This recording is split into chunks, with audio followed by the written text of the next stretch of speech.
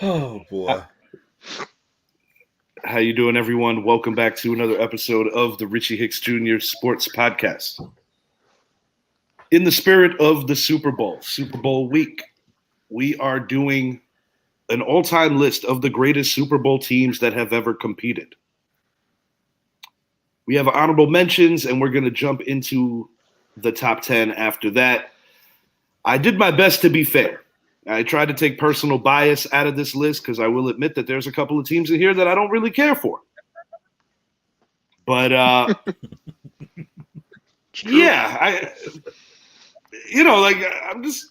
I can't say it any better than that. I busted out the 1986 Giants jersey. I guess you could figure that they might be on this list, just maybe. Possibly. Yeah, possibly. With me today, we have Mike Zappi. Another day, buddy. Idris Salam coming off the Casual Convo show. What up? Just hyper. I mean, you know what excites me about this show? I'm gonna be honest. Obviously it's going over the last 54 years of Super Bowls and ranking them. Mm-hmm. But getting to hear Idris talk about the Super Bowls that I didn't get to see as a child, or even where I wasn't around. So, because I always love those conversations with people, especially with the people that love the NFL. So that's what excites me about this. Shouts out Casual Convo in the building. New York Knicks just made a trade. If you want to know about it, check me out on IG. Football show, I was just going to say it. I know that's kind of messed up because you're a Knicks fan too. I'm a Knicks fan. That's a little messed up. What is it? Just say it. That's what we call breaking news. It's not going to change our fate. I'll just tell you that. Okay. I promise. Got us on cliffhangers. Hey, that's a good pickup. Take it easy, Zappy. You go as long as we have without a championship, and then get excited like that over a little trade. No, it's not going to get you a championship, but that's a good trade. That's a good trade. That's a good trade. All right. We're doing a Super Bowl show, so let's start. All right. At number 15, the 2016 New England Patriots. Coco likes these guys for reasons beyond my understanding. It was their fifth Super Bowl in 15 years, the largest comeback in Super Bowl history after trailing the Atlanta Falcons 28-3. The team started the season with quarterbacks Jimmy Garoppolo and Jacoby Brissett because Tom Brady served a 4-game suspension to start the season. For those of you who want a good ending, Tom Brady won the appeal at the highest level, the Supreme Court, and it was overturned. What more can you say? A team that can come back from a 25-point deficit at any level of football. Yeah. I agree. At any level of football. No, go ahead. There's something to be said. Yeah. Go ahead, Idris. I agree because I thought that game was over with. I'm not going to lie, because New England came out about as worst as they can come out, and Atlanta came out on fire.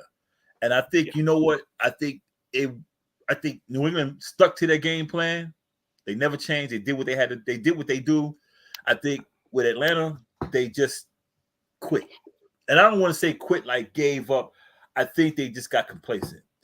Rather than run the ball and run the clock and everything, they still wanted to lollygag around, throw the ball here, throw the ball there. You got to start burning clock. I know it's early, halftime, third quarter, but you still need to start working that clock slowly and making them have to work their way. But they kept in the game, and the defense gave up. Well, I say the defense stopped playing, the offense stopped playing. And that's a bad recipe going against Tom Brady. Because then you're saying, okay, thank you. I felt that when it got within, say, about 10, 13 points, whatever have you, I felt that you started legitimately seeing panic on the faces of the players of the Atlanta Falcons. It was getting real. But to your point, running the ball, they just abandoned things that work. Devontae Freeman, excuse me. I was like going through, almost dropped Devontae Foreman there. That's what I thought you were going to say. Yeah. Julio Jones in some people's estimation, could have been the MVP if they win, but they didn't. Right. I mean, just look at it's another example of, sorry, Niners fans, Kyle Shanahan. Exactly. That's all that one was. We saw it happen in that game, and then we saw it happen again against the Chiefs. So you know. Let me ask you, Zappy, Exactly. who was coaching that Falcon team? Micah, Mr. Dan Quinn himself. Dan Quinn. Yeah, Dan Quinn. Oh, okay. I just want to, absolve him of any responsibility for that defeat. No, yeah. Well, it comes down to coaching. I think the players, yeah, while they didn't execute, I blame a lot of that on coaching because of going away from what was working. I'm breaking balls, dude. I wholeheartedly believe. Yeah. That you have to blame that on the OC, because when you have that kind of lead, you are in control of pacing the game. Right. I'll tell you a little bit about the team that actually won. Mm-hmm. The New England Patriots overcame a lot that year, man. It says it down here, but you had the Deflategate situation. Tom Brady's credibility was on the line, let alone another season. Yeah. And I must say, it was very uncomfortable almost to see Goodell hand the Lombardi off. Yeah. To Bob Kraft, and yeah, it was bizarre. It was bizarre. The whole thing was bizarre. That's a crazy season, man. Well, it fits the script, as Arian Foster would say. Yeah, that's a crazy. Yeah, yeah. We need to have a show on that because, yeah. I wouldn't mind getting into that. Yeah. Deflategate was BS. It was all a lie. You know what? For the most part, I could subscribe to a lot of your mindset with that one. Personally, I think they were on a witch hunt because they wanted to stick them for Spygate. That's my personal opinion on that. Yeah. Yeah. I agree. I think it was. I mean, quarterbacks are known for having the ball a little bit, deflated somewhat. I think that was just something they just trying to. If it was a different quarterback, I don't think they would have went crazy on it. I really believe it was Goodell getting back, because Goodell kind of sat on his hands during Spygate. He wanted it to go away. Mm-hmm. He didn't handle it all that well. Yeah. And that's what happened. Good to see you guys. Appreciate the support. Hand Radio in the building. Hey. They do the Casual Convo show over there. Great show, guys. Definitely give that a look. You get to see Idris basically for 3 straight hours. You see him there, and then he comes over here. Get to see my ugly face for the whole Wednesday night. I look better than Brett, though. Bro.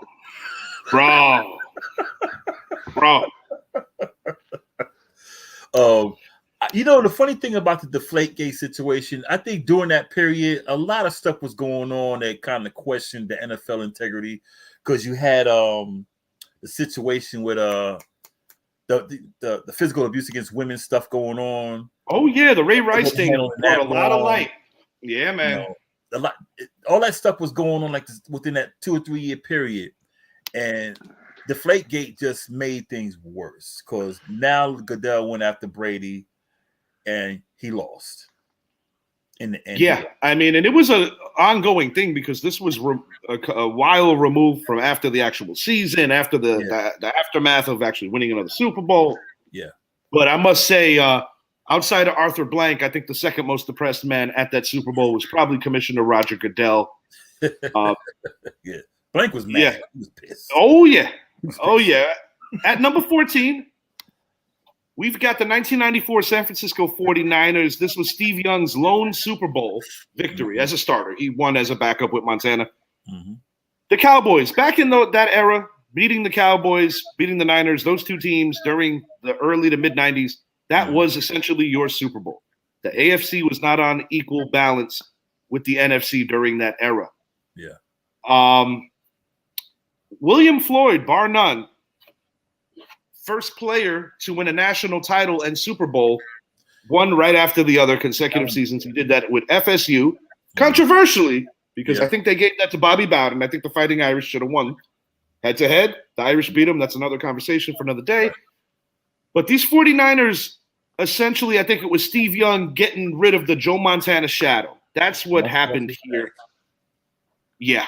Deion Sanders, in my opinion, was truly the key to this team. He ultimately went on to play for the Cowboys right after that. It was a short stay in Frisco, but I believe that his impact that 1 year solidified everything that everybody else says about how great he was. I think he was more important to the 49ers than he was to the Cowboys, because I think the 49ers needed him more. I agree 100%. Like I said, Steve Young got the monkey off his back. Oh, man, stuttering. And yeah, because he was decent in Tampa Bay, but he was underachieving. He came out of BYU and they expected him to light it up, but he just couldn't get it done. Before him was Doug Williams down there, and Doug Williams coming from a small HBCU, and Steve Young was supposed to go in there and say, okay, let's keep this going, but he couldn't do it. But once he went to San Francisco, sat behind Montana, seeing how it is to win. Montana coming out of there with 3 Super Bowls. You coming right behind a legend. Yeah, 4 Super Bowls. Yeah, then he wins, and Deion was the difference because you couldn't throw over there. You just couldn't.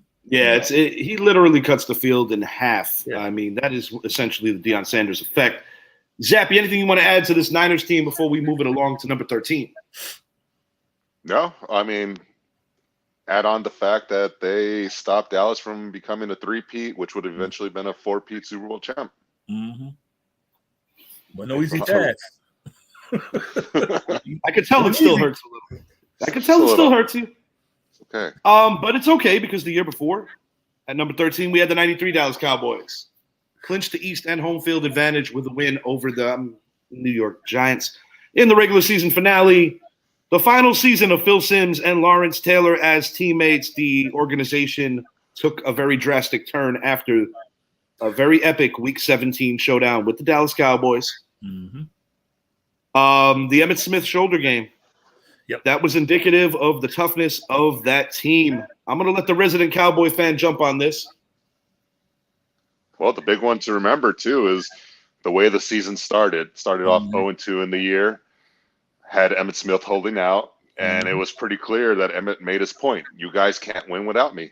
Yep. So they go sign Emmitt and finish off the season going 12-4. They were a very good team, but they weren't as good as like the 92-93 Dallas Cowboys, the first time they won the Super Bowl. That team was just, they were scary.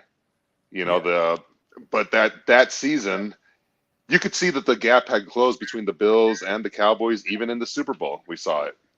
Yeah. They came out, they played a much better game against Dallas. It took a second half from Dallas to really take the lead and then take off with the game. But yeah, I think they're right there in the area they should be in. Yeah. I think that Cowboy team, God, that Cowboy team was just, I think of the 3 that won Super Bowls that year, I think that was the best one. That team was just like, golly.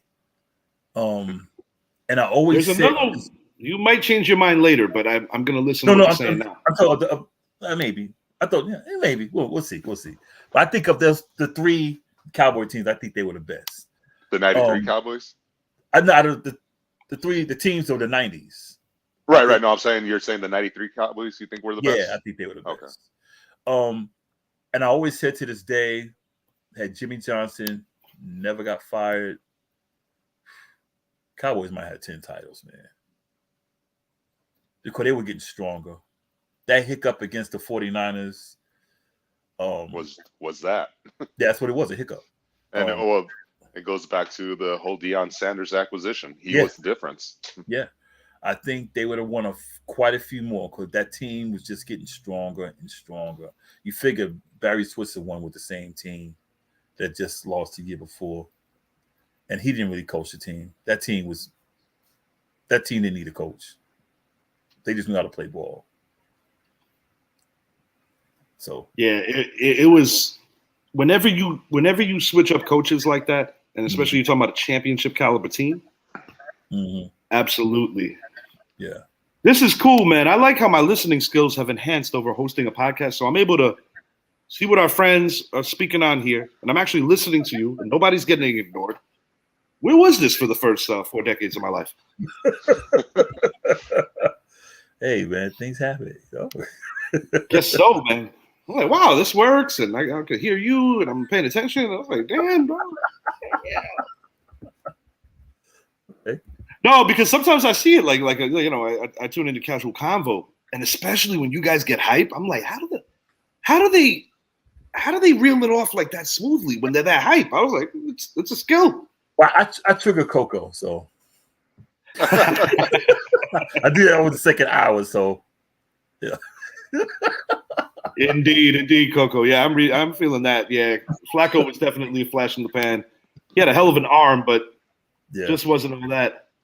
Yeah, man. Yep, I see that. With the Buffalo team, well, we'll talk about that when we come to the team that other show. No. I mean, go ahead. Oh, I mean, that Buffalo team, man. Those 4 years under Levy, God, they just ran up against the wrong teams, man. Cause Dallas just put it to them. And it had to be. I'll be honest with you though. It's like just the worst time to play who they ran into. The NFC East was NFC East. Yeah, exactly. They were dogs. They were dogs for 4 straight years. And longer than that, really, if you even go back to the 80s. Yeah. But I must say, man, that had to be the absolute worst time to play the NFC East.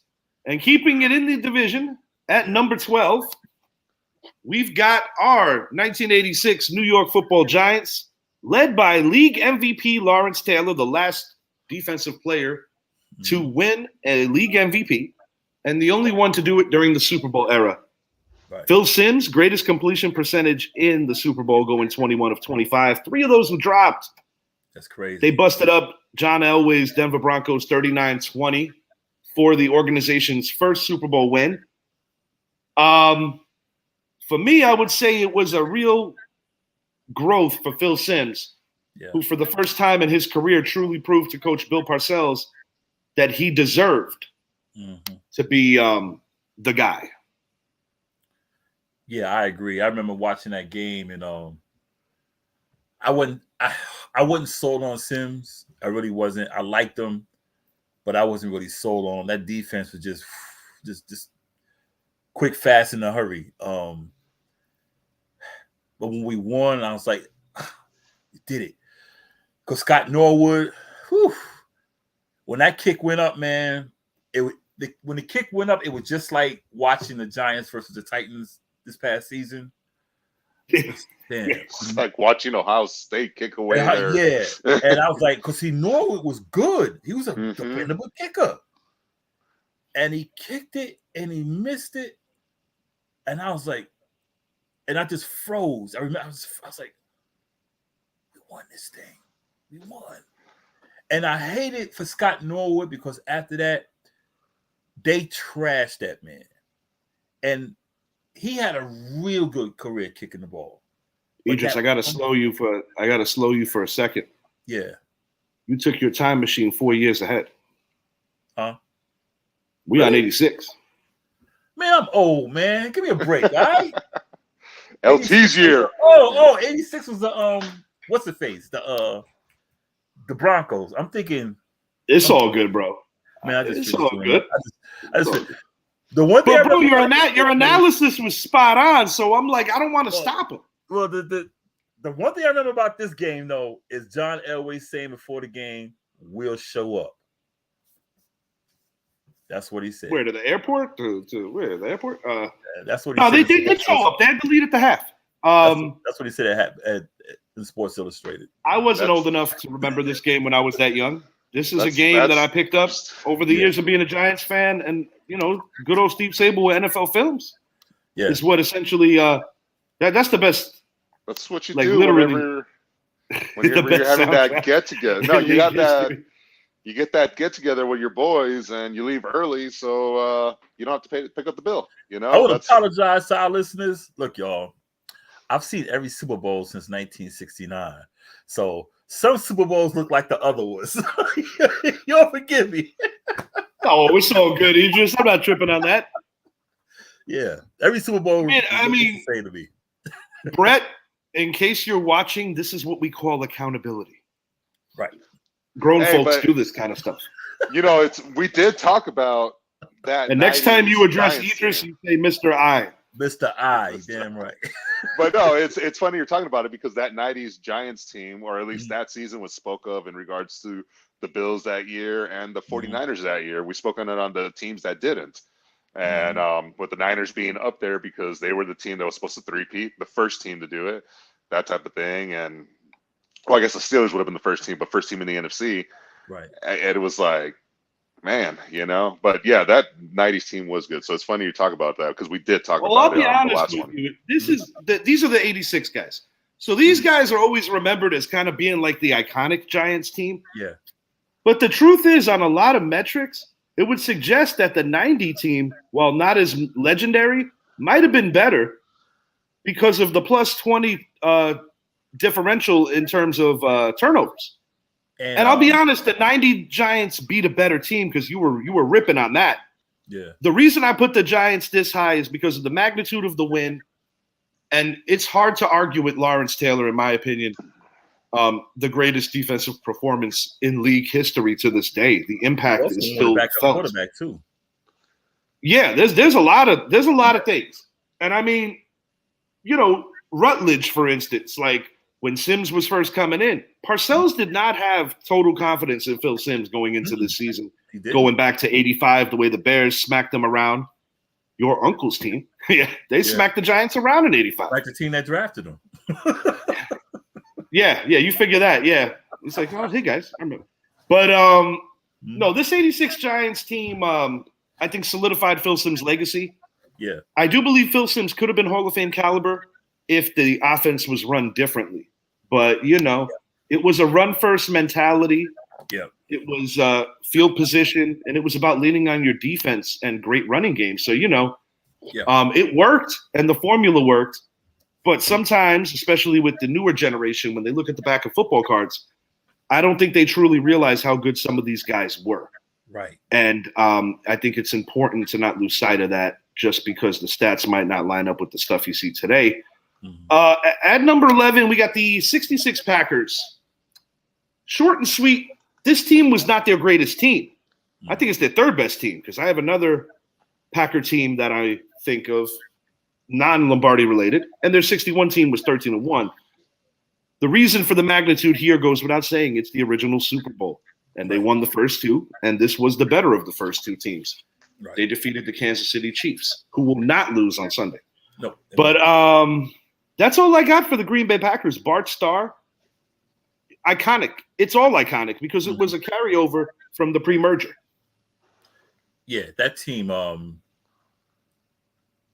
They were bullies. They could run on you. They can throw on you. I forgot the play that Lombardi put in that threw Kansas City way off. It wasn't a play action. I can't remember what it was called, but that team was just destined to win. But you know, like just from the filmography, the way that they operated that sweep was like devastating. Yeah. I can't forget. I forgot the name of the play. That's the thing. Because that was the first time he ran it, and it ran with perfection. And like, well, Lombardi had that kind of mindset too, where you know, this is a different era, man. Like he would beat it down until everything was right because that guy was a perfectionist. Yeah, he was an offensive mind, and people think he was about defense. What it is like, and I don't want to, you know, throw stuff to the Giants, but when he was our OC, where Landry was our DC. But you know, if you look at the Cowboys, you know they're known for the shotgun, you know, when Landry was actually defensive coach. To where Green Bay, you see them as this tough defense, but their coach was an offensive coach.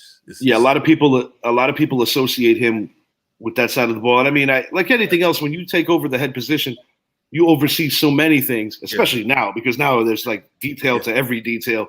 Mm-hmm. But, you know, Lombardi definitely ahead of his time, Yeah. not just in terms of the coaching realm, but in the way that he treated people and in the way that he wanted to be treated and in the way that he saw that we should all look at one another. He's a teacher, You know, man. he was a teacher, not just on the field. Right. He himself had experienced his fair share of feeling discriminated against. Mm-hmm. And I think it was something very dear to his heart why he took exception and went to bat for his players, especially outside the lines, to make sure that they were being treated properly in society. Mm-hmm. Yeah, I remember that game perfectly. No doubt. 1966, yeah. Oh yeah, you were there. Right? Oh yeah, I was there. I was sitting on my daddy's lap watching that game. Gotta mention it, man. There's no excuses for not knowing this stuff. With no, I know about that. You know what I'm saying? Because it's all there. I know about that team. Yeah. It's just you know. I don't want to come out and sound like one of these Gen Zs. You know what I'm saying? This team finalized their dynasty of the early 2000s. We're talking about the New England Patriots. Yeah. They beat the Philadelphia Eagles team that's playing on Sunday. Not the same guys. Mm-hmm. T.O. undeniably the MVP if the Eagles win.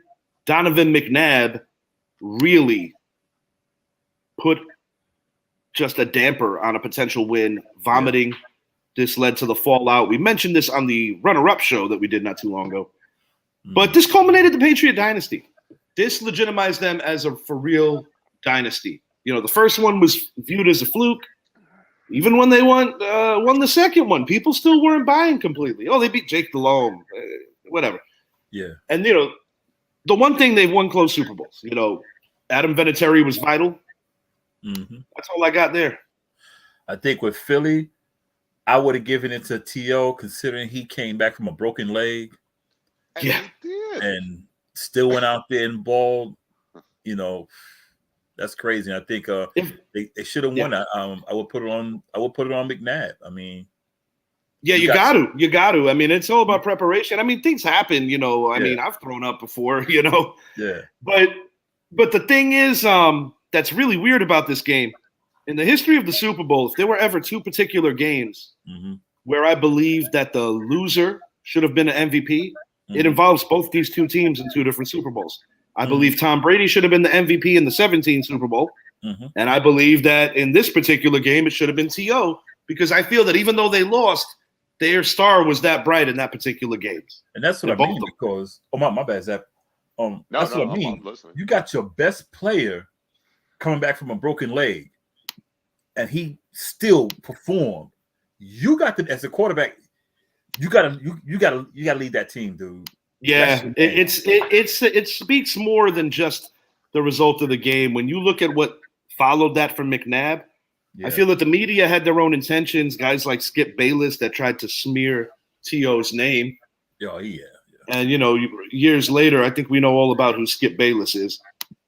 But like anything else, you know, T.O., he showed up. Bottom line, the man always gave 125%. The man always showed up. But he could have and should have been the MVP of this game. Deion Branch, ultimately for the New England Patriots, gets the nod there. Brett was at this game, too. Showed up at number 9. Damn broken foot, you know? Yeah. He had a broken leg. I hated it. And that was when I hated T.O. too. Me too. So, you know, I don't celebrate player injuries, but seeing what Roy Williams did to T.O. that game, it was like, you know, but that Eagles team, man, it's crazy because they should be in the conversation 100%, and they would be one of the great ones to have ever done it, honestly. Yeah, for sure. And my heart bleeds for Philly and their difficult loss. Yeah, right. Yeah. At 9, we've got the St. Louis Rams, greatest show on turf. Long shot, Kurt Warner. This dude was bagging groceries. Right. This dude never thought he was going to get a break. He was like buried on the depth chart behind Brett Favre once upon a time, also behind Mark Brunell. Trent Green goes down. He gets his chance. And Dick Vermeil essentially changed. You look at this particular season, he changed a lot of the ways that offenses run to this day. He the thing about it, Indeed. He finally got his Super Bowl because when he played with he coached Philly back in '76, I think, when the Raiders beat him. They lost 27-10. By the way, I predicted that score in junior high school, and I didn't have to do any homework and anything that day. Yeah, that was nice. Okay. Anyway, you want somebody some money or something there. Yeah. I had to do my work that day. Which All right, was great back then, but Vermeil finally got his Super Bowl win, and he was real emotional, deservedly so, because he came back to coach. From Philly. He originally tried to, almost got there with Philly. Yeah, and like I said, Kurt Warner, literally bagging groceries. Never thought he'd get on the field. Goes in there and just has a career, man. Greatest show on turf. I mean, golly, they were putting up. And it's funny because when the Giants got Warner for that cup of coffee, I feel that if it wasn't Eli Manning, so to speak, right, the pressure was on the organization to get Eli out there as quickly as possible. Right. You're talking about a guy you traded for, number 1 overall pick. Mm-hmm. It worked out well for both. Yeah. Warner went on to carve out the rest of his Hall of Fame career and solidify the Hall of Fame career in Arizona. Yep. But this greatest show on turf team damn near could have been a dynasty. Yeah. Yeah. It showed he wasn't They had 2 MVPs on that team. Yeah. Yeah, they did. Yeah. Torrey Holt and no, Warner and Falk. Oh, Falk too. Yeah, Falk. Yeah. But I mean the receiving room was sick. Yeah, Zahir Hakeem, two Hall of Famers. Yeah. That was a hell of a squad, man. And it was short lived. When you looked at the only 1-1, it's kind of hard to believe. I think when Vermeil left, I can't remember what the OC's name was. Mike Martz. Mike Martz. I think they thought because he was the OC, they was going to continue what Vermeil did, and they didn't. Welcome Ryan Fitzpatrick. That's when he came about. I forgot the guy that backed up. Trent Green with the KC. I can't remember who backed up. Mark Bulger. And it goes to show the head coach, man. Vermeil brought that team together. He's real emotional, man. He was just that type of guy, a player's coach. To where Mike Martz he had a different type of attitude, and you could tell it in the teams because the team didn't play like they played under Vermeil. And then when Martz went to Detroit, they just imploded. That's funny you say that because that was the exact point I made. That the reason why I think the Rams lost against the Patriots was not having Vermeil out there, even though it was 2 years later. It was just Dick Vermeil meant a lot to that team. Yeah. His coaching, the way he was with the players, he was very instrumental in that Super Bowl run. Very emotional guy, man. Yeah, you want that. You want that as a coach. Mm-hmm. And just Mike Martz did not bring the same level of attitude or, it's just, it was on full display, like you said. And that I truly believe it. They have Vermeil for that second one. We're talking about probably 3 Super Bowls with that team. Yeah, I think so too. I mean, shoot, even without Vermeil and 2 other coaches, Warner just fell shy of getting 3 because he lost 2 very close ones. Mm-hmm. At number 8, we got the Steel Curtain, the 75 Steelers. Ooh. You can't tell the story of the NFL without acknowledging who these guys were. Either one of you want to hop on this? You want to start, Zach? I mean, another team that was before my time, but just when looking at the history of the NFL and looking with that Steelers team, that was the first of their 4 Super Bowls. Mm-hmm. Sorry, mouth dried up. So, and it was the birth of many players, the Terry Bradshaw, the Lynn Swann, the Franco Harris, the Steel Curtain, that it was when you knew that team had arrived. And they weren't just winning, they were taking it to people. Yeah. They were absolutely, and it was on full display even when they played the Raiders, for example. Yeah. So there was. I remember them too. The funny thing is, I remember the first one they won. They scared me, man. Because back then the Raiders were like the bullies out there, like, yo, we're the Raiders. Mm-hmm. The Steelers just came around like, nah. Then they came back. And I think the only team back then that really could stand up to them was the Cowboys because they had Tom Landry. Yeah, but that was until the the second run of Super Bowls. Yeah, right. Yeah, so. And I felt that was the only coach and only team who could stand up to the Steelers, because Tom Landry was a seasoned coach. He was a crafty coach. He was a smart coach. And watching even those games, well, we'll stick to the first one. But each team just mirrored each other, all four of them. So wherever you got the other ones ranked, that's what made this hard, man. That was a hard. Because you could pick, because like usually when you have like a dynasty, like say the Bulls in basketball, like everybody knows that the 72-10 squad stands out, right? Or when you talk about the first three-peat, they'll have the one team that stands out. With this, you really could flip a coin on most of them. Yeah, and it was. I mean, Richie and I spent a lot of time on this specific 4-year span of a team where we were like, you know what, 76, not really. Right. But 77, 78, or 78, 79, you can make such strong arguments for each of them. And, and then when you start really looking at the players, it's pretty much the same roster. You know, if you think because free agency wasn't a thing like that. It was non-existent. Yeah. Yeah. You played where you got drafted. For the most part, it was a different era all the way through.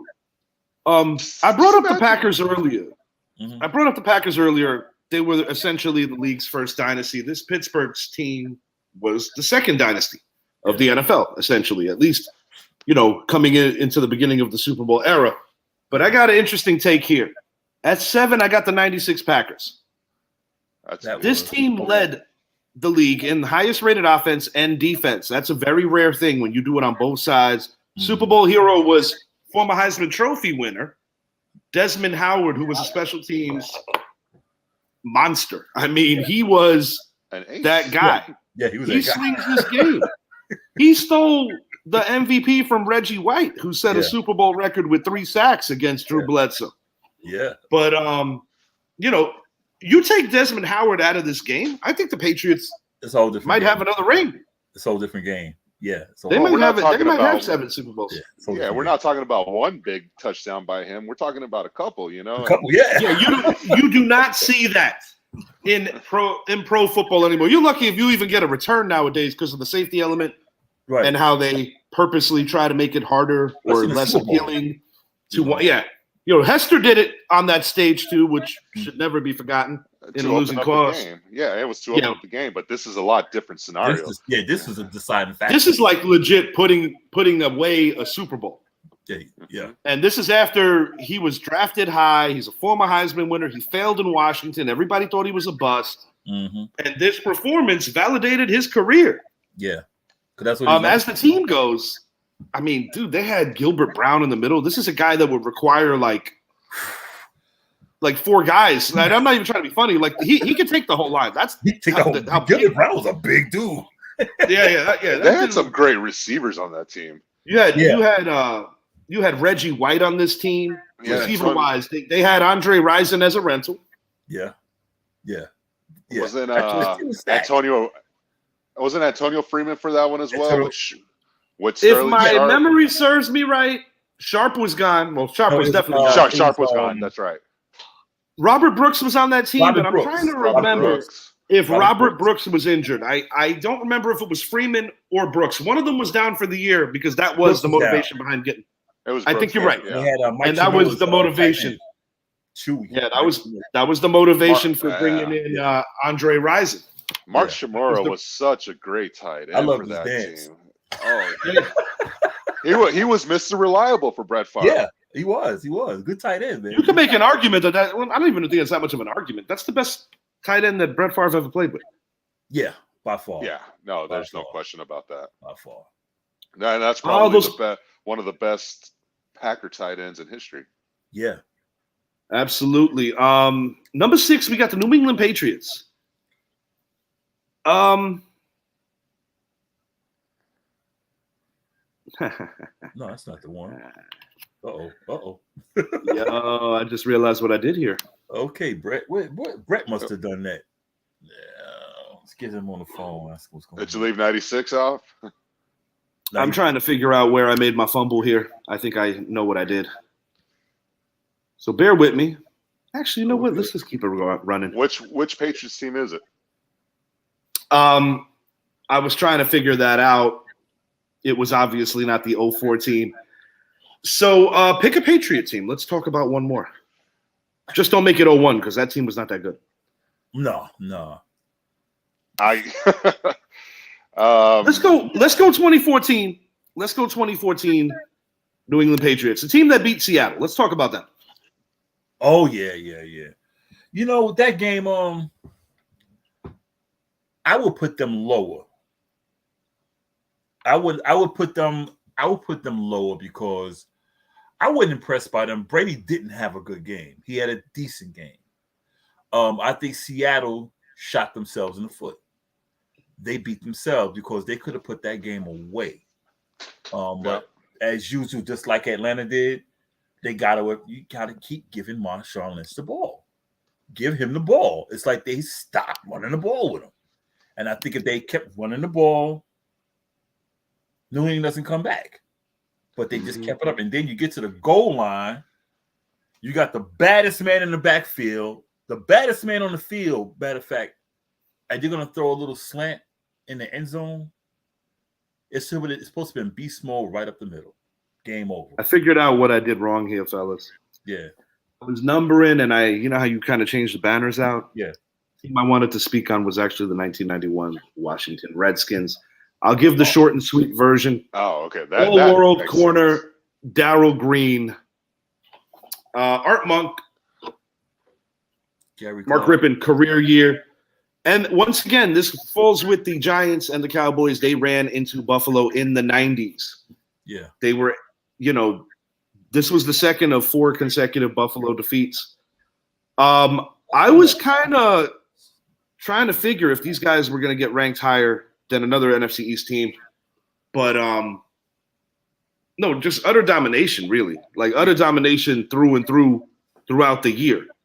This is a team that Joe Gibbs, an interesting fact on this team, 3 different quarterbacks, 3 different Super Bowls. That is a very rare thing. You don't see that often either. Yeah. Doug Williams, Joe Theismann, Mark Rippon. Granted, they haven't been anywhere near that peak since the 92 season. But, I would put them in there in place of that Patriots team. Yeah, what happened was I had 2 different windows for the same Patriot team, and I realized what I did. We didn't have a Patriots team in the top 10. Sorry, Coco. I wasn't trying to troll there. I promise. You good. Yeah. All right. Yeah, I'm going to say those Washington teams, very run heavy, but they can pass the ball. I felt sorry for Buffalo. Godly, man. That was just a bad period for them. I'm telling you, man, any other time, any other year, any other era, that team wins multiple championships. It wasn't meant to be in that era. That Washington team was physical too. Yeah, they were. They were. It was on full display in that Super Bowl. For real. Idris is familiar with this team. 85 Bears. Hey. Number 5. Ran the 4-6. Yep. Idris, have at it. All right. I say best defense ever. People talk about the Ravens. The Ravens, they were susceptible to the pass. You couldn't throw the ball on that Chicago team. They had the one hiccup against Miami, 38-24. But other than that, they were destined to win. That team was just stacked everywhere. I think the only thing I didn't like about that, they ran freaking New England. That game was over. 55-10. That is like a different kind of beating. Yeah, that game was over. And that Steve Grogan hit the dirt a lot. Yeah, that 46 defense was so sneaky. But once it got figured out later down the line, but it was just so sneaky. Doug playing Zoop. I know that whole defense. Golly. Yeah, you're talking Buddy Ryan. That's an NFL legend. Yeah. That was the birth of Buddy Ryan. That's an NFL legend. Yeah. Yeah, I think the only thing I didn't like is them not letting Walter Payton score a touchdown. Yeah, I thought that was a little weird. I mean, you allowed the fridge to get in there. That was a little weird, but that team that team was a little weird. Yeah, it was. You know, that team had a lot of personality. They were kind of like a bunch of they were a bunch of misfits that all came together and really excelled at the highest level. They were the Cleveland Indians of the NFL. Jim McMahon. You can make the argument, yeah. Jim McMahon was kind of crazy. Yeah, he was. That was Hollywood right there. And Jim McMahon, oddly enough, is on this list twice. I mean, he didn't contribute much to the '96 Packers, but he was Brett Favre's backup on that team. Backup, yeah. Yeah. Best defense ever, in my opinion.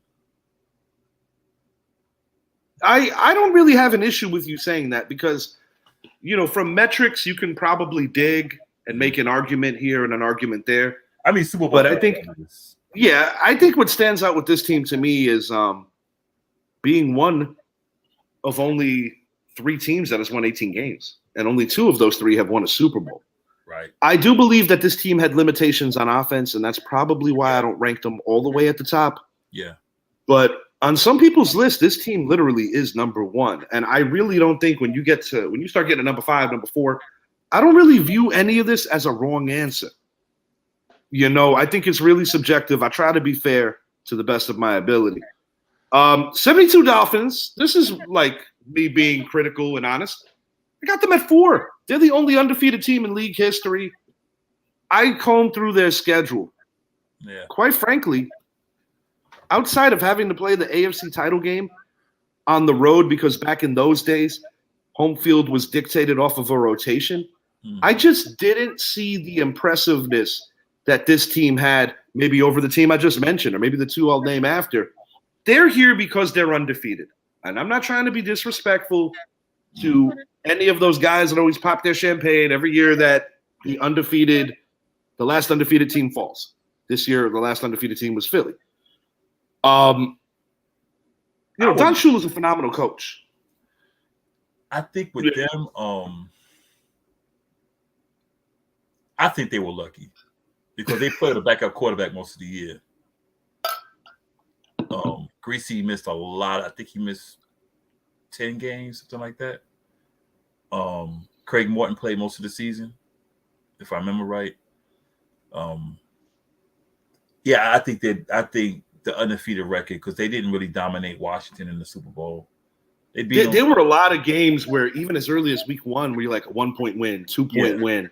Yeah. And I'm not saying that you got to kill everybody every week. I just look at what other teams did. Mm-hmm. But and, it was a shorter season too. Yeah, but not having I didn't know that part. I forgot about that part with Greasy. Yeah. He missed like 10 games. Now, let's say if he plays those 10 games, are we talking about a much better Miami Dolphin team that season? Because when he came in there and played in the playoffs, he didn't look particularly well. Well, he'd been out for so long. So that's the point I'm trying to make. And that's actually the great unknown. That's kind of like a great unknown that nobody could truly answer. It really is opinion-based, just like me. People might see this and be like, this guy's an idiot. Number 4, they were undefeated. I see teams after them with my own eyes. I can't say I saw this team. I can watch NFL films. It's not the same. It's not the same way it hits. I just don't see this team as better than, say, the 92 Cowboys. Arguably the greatest offensive line in league history. I don't think it's much of an argument. I think it was. This was the team's first Super Bowl win of their 90s dynasty. What really put this whole dynasty on track was the Herschel Walker trade, Jimmy Johnson really getting the backing of the powers that be in Dallas, that being Jerry Jones. Mm-hmm. And this team just did not make a lot of mistakes on either side of the football. They played smart football, and no matter what circus was going on around them, similar to the Yankees of the 70s, when it was time to play, this team honed in and really was special. I think of that game, and the one thing that stands out, and I think it's a huge reason why people don't have them ranked higher, because a lot of people have them in the lower, closer to 10 area. Some people have them in the mids. I can't even entertain that. But one reason why, I think, is because they look at the points. And if we don't see Leon Lett fumble the ball after Don Beebe chases him down the field, we're talking about Dallas scoring 59 points and being the highest scoring NFL team, topping that 85 Bears team. Leon Lett. So it also cost you that Turkey Day game.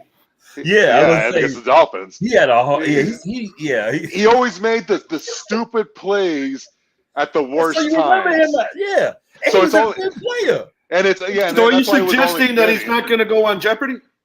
I'm suggesting he might go on Jeopardy and blow it when it comes to the final question. They might ask him about his own team. Yeah, Like they're gonna probably say made two dumb who plays. who was the player that fumbled away the chance at scoring 59 points and topping the Chicago Bears for the highest points scored in an NFL Super Bowl? Like, Darren Woodson. Aaron Donald. Pete you know? Banaszak or somebody, you know. Yeah. But no, that team. You look at that team between Emmitt Smith and the season he had that year. I mean, what was it? 25 touchdowns. Yeah. Unbelievable number, Yeah, and that's on the ground. And then you look at what Michael Irvin did, one of his best seasons. Troy Aikman, that offensive line, and then another guy that I forgot to credit that was a part of that 49er team in 94, 95 was Ken Norton Jr. Yeah, he was a part of that 92 Dallas Cowboys, and he was such an impactful player. Him and Randall Godfrey right next to each other. So I mean, they were. He was one of the first guys that went to both sides of the fight.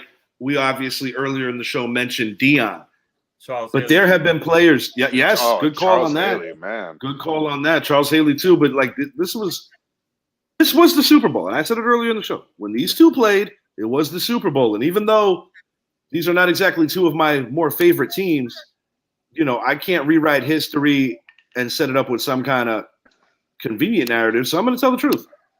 And the next two are the same franchise. 84 Niners at number 2, pre-Jerry Rice era. They beat Dan Marino, Don Shula, Miami Dolphins. This is another team similar to the Bears of 85 that went 18-1. I give these guys the edge on the Bears because I felt that they had a more complete offense. I agree 100%. Yeah, you know, Bill Walsh revolutionized football on the offensive side until teams were getting smartened up to how to combat what he was doing. Mm-hmm. Yeah, I think, and Dan Marino's another one because they never got that man a running game. No. Game. Nor a defense for that matter, you know. Yeah, so and no knock on the receivers. I thought the Marks brothers were all right. I mean, of course, when he's throwing the ball, it might enhance their ceilings, but I thought those guys were all right. Yeah. I'm gonna loop these two together. That's my one. The 89 Niners. They had a 100-point differential on the plus side. Yeah. The reason why I take the Niners, even though they were one game worse, we're talking playoffs, the whole thing. These guys were 17-2, where the 84 guys were 18-1. But this team had Jerry Rice. And I think that this team already had that championship pedigree and knew what it was, where the other team was still kind of learning as they went along, no matter how good the record was. Mm-hmm. Interesting thing about this team, George Seifert, it was his first year. You know, he was taking over. Yeah. And what's the main denominator of this team? Some people say Jerry Rice, some people say Joe Montana. I will say this. Before Tom Brady, there was Joe Montana. Mm-hmm. And after Jerry Rice and before Jerry Rice, no offense to the great people that have played the wide receiver position, there's only one Jerry Rice. Right. You know, that guy was different. Yeah, everything you said. Everything you said. That's all I got. We busted up their potential 3-peat of 90. I had mentioned it on the runner-up show, teams that should have won but didn't. And we know the history. It changed the trajectory of history. Is that the year that they knocked out Montana? Killed Montana? Leonard Marshall knocked him out. Yeah. 77, and LT recovered a fumble later in the game. Yeah. Not too much later. Yeah. It ended their dynasty essentially, and it ended Joe Montana's peak because he did play a little later with KC. He was never the same. Zappy, anything you want to add on these Niner teams before we get out of here? No, I mean they're up there in the conversation where they should be at. When you think of the Niners, you think of a 5-time Super Bowl winner, but you really think of those teams that stand out the most. And the fact that a lot of people don't realize, a lot of people think Jerry Rice was there for all 4. Right. Yeah, a lot of people assume that. And then But when you really look at the roster and you say, well, who are some of these guys? It's more credit to Joe Montana and his greatness, and to that. Yeah, I don't think, team. and at times I don't think enough people truly give Montana that, and at the same time, I don't think enough people give Rice that, because Rice, if you take away his time with Young and take away his time with Montana, and say Jeff Garcia, Steve Bono, Rich Gannon, and all the other quarterbacks he played with, it is still a Hall of Fame career. And that's remarkable. Why isn't Roger Craig in the Hall of Fame? I cannot answer that one. That I don't know. Because you look at him, he was the first. He could say he could be the first running back that you have, pass catching running back. Yeah, they were innovators over there. Like the CMCs and the Saquon. They had a nice little thing with him and Tom Rathman. Yeah. I'd have to look at his career statistics, because he would probably be in that argument. Well, you put Terrell Davis in. Yeah, for real. Terrell Davis, he was the difference between winning the Super Bowl and not winning it. Yeah, but Roger won. Yeah, I'm just saying when people say, why is Terrell Davis? That's the guy I always point to when I try to talk to people about why I think Sterling Sharp needs to be in the Hall of Fame. When I think about the numbers that man was putting up, second to only Jerry Rice during that era, right on his tail, basically. Yeah. So they got right. But he only played with Favre for a limited time. He was doing that with other quarterbacks. I don't think people will truly ever understand how well Sterling Sharp played that position, his impact. But the thing with these Niner teams, while Rice is undeniably the greatest wide receiver of all time and probably the best offensive player on these teams, the thing with Joe Montana was that he had that intangible where with the 2-minute drill, with the pressure on, the higher the stakes, he was that dude. Yeah, like they call Burrow Joe Cool now, like they wanted to call LaDainian LT, but this was the original Joe Cool. So cool. Yeah. And he earned every bit of that nickname because, no offense, Joe Burrow, I think the world of you, but you haven't won anything yet. Right. This guy won. Yeah. This guy was special. He showed glimmers at Notre Dame, but at the pro level, this guy was that. And he was the third-round draft. I always tell people too, man. I always tell people it's similar to the LeBron Jordan debate. Damn it, I'm doing it again. When you talk Brady and you talk Montana, Montana would be the Jordan to Brady's LeBron. And I get it. Brady won more than Montana, but Montana didn't lose on that stage. And that's the tip of the iceberg. There's so much more. But I will say this. The Montana-Brady comparison is more logical than the LeBron-Jordan one. Because if you want to compare, I always say this, Jordan and Kobe are mirror images of each other. Rest in peace, Kobe Bryant. And I feel that with the other two, Montana and Joe, you look at the way they play the game, their limitations that they mask because they are that damn smart. Yeah, they in a lot of ways, you could say they look like the same player. And that's not just a point of convenience. I think there is some merit to that. Ability, though. Montana take off running.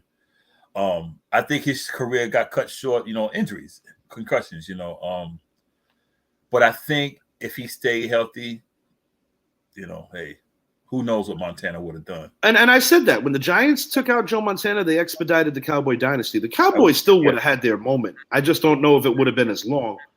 Zappy, anything you want to say on the way out? Super Bowl's in a few days. NBA trade deadline's tomorrow. 49 days from Major League Baseball. I do want to apologize to the audience for my little blunder with the 91 Redskins. But I guess I just forgot they had a team. Don't worry. Zappy it's easy to. We went live, so I mean, y'all changed your name 3 times in 3 years. Sorry, not sorry. That's all I got. Hey, don't make me start cursing. And you know why? And you know why? You know why I could get away with saying that? Yeah. Because I have the utmost confidence that no Redskin fan will watch this show. Come on, man. You got to have faith. One day. Of course not. Until next time, guys, for Zappy and Idris, thank you for bearing with us. A lot of information here, but we had fun. Yeah. Super Bowl is coming up, and we will be back for our Super Bowl show Sunday morning. Details to come. Thank you very much, and have a great rest of your night.